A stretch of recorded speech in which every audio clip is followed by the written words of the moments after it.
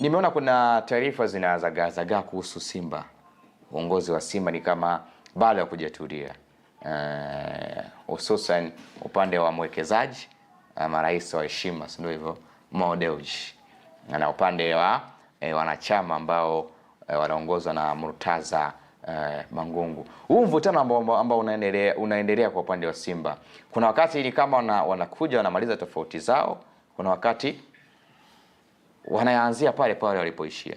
Ni sahihi kwa msemo ambao walisema kwamba Simba walikuwa wameenda hydration break. Ya, kwa kile kinachotokea mtu ni rahisi sana kusema hivyo kwa sababu ni kama ilipoa kidogo, mwisho wa siku ikarejea na inarejea kwenye mlengo mwingine. Sasa haya mimi naona kama yanaathiri utendaji wa taasisi nzima kwa ujumla, kuanzia viongozi, mashabiki, wanachama, wachezaji mpaka kile kinachokuja kutokea uwanjani, kwa sababu imekuwa na mambo mengi sana nje ambayo yanaweza yakaathiri kwa kiasi kikubwa, jambo ambalo si salama wala si bora zaidi wala halina afya. Kwa upande wangu mimi naona kama Simba wenyewe kwa wenyewe ndo wanaoyasababisha haya. Maana yake inawezekana ile misemo ya kikulacho kinguoni mwako pia ikawa inafanya kazi kwenye haya masuala ambayo yanaendelea kwa Simba. Inawezekana kinachotokea leo kikitokea upande huu, kesho kinatokea upande huu. Maana yake ni kama wote wanagongeana vijembe kwamba wewe umefanya hiki na mimi nitafanya hiki. Sasa hiyo haiwezi kaleta tija kwa timu kama Simba ambayo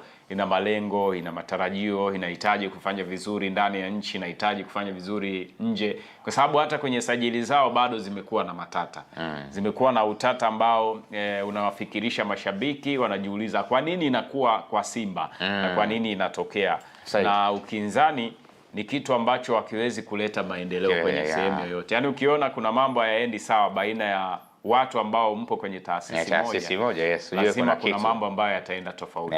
Ila kama mpo the same napanga kitu kimoja, nafikiri pia ni rahisi kuona kipi bora, kipi ambacho sio bora, ili mambo yaweze kwenda vizuri. Kwa hiyo kwa Simba nafikiri shida kubwa ipo baina yao. Yaani kwenye hizo pande mbili, upande wa wanachama na upande wa mwekezaji. Shida hiko mle. Maana yake kuna watu ambao labda amejitenga nao mwekezaji, kuna watu ambao watakuwa upande wa wanachama. Kwa hiyo linapovurugika huku kwa wanachama, watu wanajigawa, wanakuwa kwa ajili ya kusema upande wa mwekezaji. Ila upande wa mwekezaji nao unaona usikae kimya, na wenyewe unajibu kwa upande wa wanachama, jambo ambalo halina afya pia. Nimeona pia hata kwenye usajili ambao umefanyika, kuna baadhi ya taarifa kwamba kuna baadhi hata nyota ambao walikuwa wanahitajika kusajiliwa na Simba, lakini mvutano hapa na pale wamefanya hata baadhi ya nyota wasisajiliwe.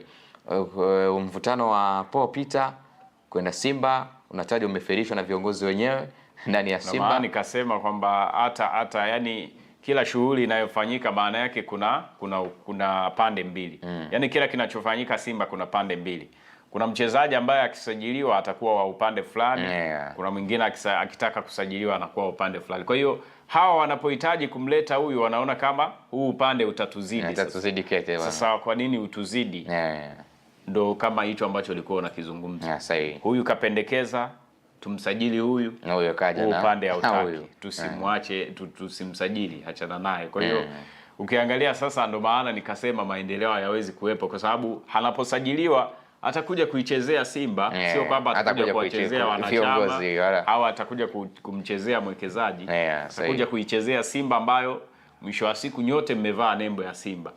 Inaposhinda wanachama watafurahi, mwekezaji atafurahi, kwa maana ya kwamba hatakuwa ameingiza kila anachokitaka. Kwa hiyo naona bado ni changamoto kwa upande wao. Mimi naona njia sahihi ya kuepuka haya, kwa sababu kama hawatakaa na kuyamaliza haya, tutaendelea kuiona Simba ikiendelea kuteseka. Sio kwamba nasema vibaya Simba, ila kwa kinachoendelea kinaathiri pia hata upande wa wachezaji wenyewe na management nzima, kwa maana benchi la ufundi. Naona ili kumaliza utata inabidi watoke hadharani baadhi ya viongozi, wanasema wajiuzuru, si ndio hivyo, ili waje wengine, kwa sababu timu ikifanya vizuri anazungumziwa mwekezaji. Sasa nani atashinikiza hilo litokee? Maanake mtu aweza akalala akaamka akasema nimejiuzuru. Lazima kuna shinikizo ambalo litamfanya, kwa sababu hata wanachama wa Simba hawana nguvu, ambapo ukiangalia wote wanavimbiana. Wanachama hawana nguvu. Kuna ambaye yupo juu ya mwenzie kusema wewe sasa nakukazia jiuzuru. Kwa hiyo bado ni shida kubwa ambayo alikaziwa try again. Hakuna ambaye yani sijaona ambaye amekubali kuwa chini ya mwenzake. Yani kwamba labda wanachama kulingana na asilimia zao, labda wakisema kubali kuwa chini huku atasikilizwa, labda mwekezaji akisema atasikilizwa. Bado wote wapo kwenye bato. Ukisema yani niweka tuweke. Kwa hiyo bado ni shida. Hata hilo la kujiuzuru inawezekana ni changamoto, kwa sababu labda kama kuna issue ambayo anaweza akaifanya labda ya kuleta usuluhishi, labda kuja kuleta mdhamini, yani mwekezaji mwingine, kwa sababu analetwa na nani? Yani ili iwe nzuri, ili Mo asiwe peke yake, kwa sababu ilikuwa ishatajwa hata hivyo kwamba hata katiba mpya ya Simba hata kirejelea ya Yanga inaruhusu kwamba wawekezaji wao kuanzia watatu nafikiri. Mimi naona kama Magori alijifunga. Kwa sababu wakati ambao wanalilia katiba ibadilishwe, yeye ndio alikuwa wa kwanza kuutetea upande wa mwekezaji ambao ulikuwa unawabana wanachama.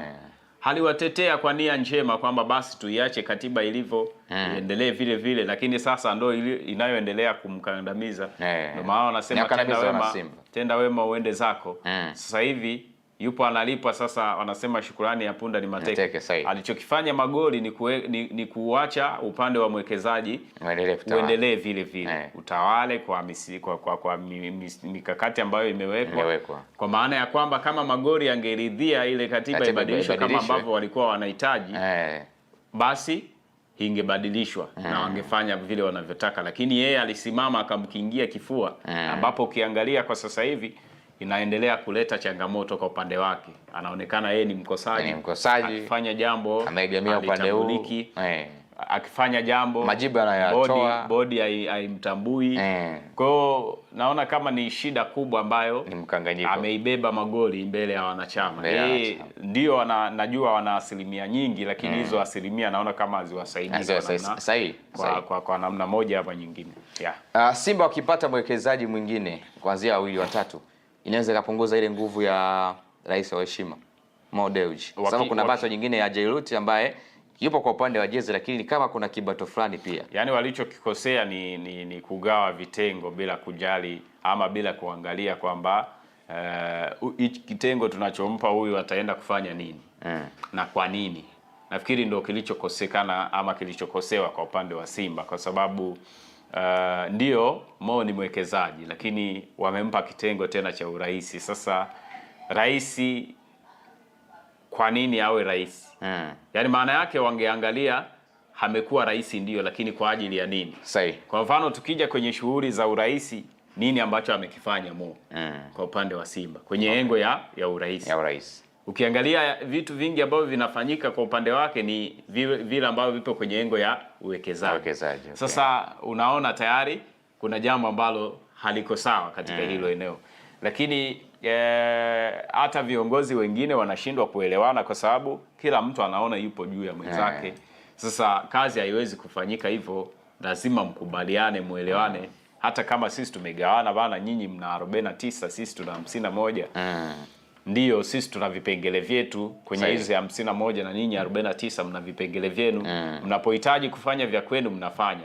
Na sisi tunavyohitaji kufanya vya kwetu tunafanya. Lakini mwisho wa siku kuna ile combination ambayo tutahitaji kufanya pamoja, tukutane kwenye hii mikutano. Unapoleta ripoti ya uwekezaji na ripoti ya wanachama zinaungana pamoja, mwisho wa siku tunatengeneza kitu kimoja ambacho kinaisaidia taasisi kwenye malengo aidha kutoka msimu mmoja kwenda mwingine. Lakini kama ulivyouliza, nafikiri hiyo inaweza ikawa beta kama ule wakati ambao Mo alikuwa hajapewa kitengo cha urais.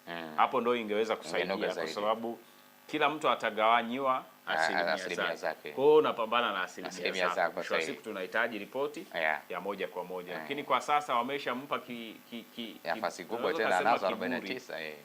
Unaweza kusema kiburi kwa namna hiyo, kwa maana ya kwamba wamempa hadhi ndio ni mwekezaji, lakini wamempa hadhi ya kuwa rais. Sasa kisha kuwa rais ni ngumu sana pia kwenye baadhi ya mambo kuweza kumcontrol. Na ili umpunguzie hizo asilimia pia kwamba uzigawanye kwa wengine, inawezekana hakakataa kwa sababu yeye anahitaji asilimia ili aendelee kwa kuongoza. Kuna kipindi kilitokea kwamba yeye yupo tayari kulingana sijui na pesa anayoitoa nataka aichukue moja kwa moja, jambo ambalo lilileta utata. Kwa unaweza ukaona hiyo shida kubwa ilikuja kwa sababu tayari wamempandisha hadhi ambayo imemfanya yeye avimbe kwamba mimi tayari kwa hii level naweza kuimiliki Simba moja kwa moja, ambapo ukiangalia mipango ya Simba sio kumilikiwa na mtu moja kwa moja, lazima tutagawana upande atakaye kuja kuwekeza tutampa asilimia, lakini timu ipo kwenye upande wa wanachama, kwa maana timu ni ya wanachama, ndio maana wanachukua asilimia kubwa.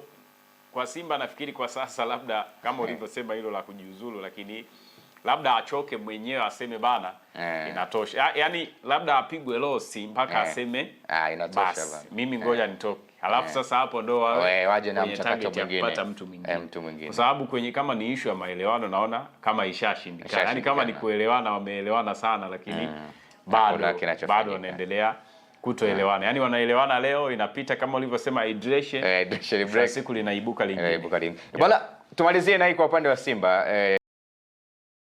Sasa ni simple tu, waone Viva Promotion kwa mahitaji ya printing aina zote kama vile mabango size zote na aina zote, 3D, 2D na banners, vibao vya maofisini au sehemu za biashara kama hoteli, lodge na kadhalika. Viva Promotion wana print t-shirts na jezi, wanafanya branding ya ofisi kuipa muonekano wa nje wa kuvutia. Wanapatikana Tabora mjini, mtaa wa shule, jirani na chuo cha utumishi wa umma Uhazili. Simu namba 0762484266.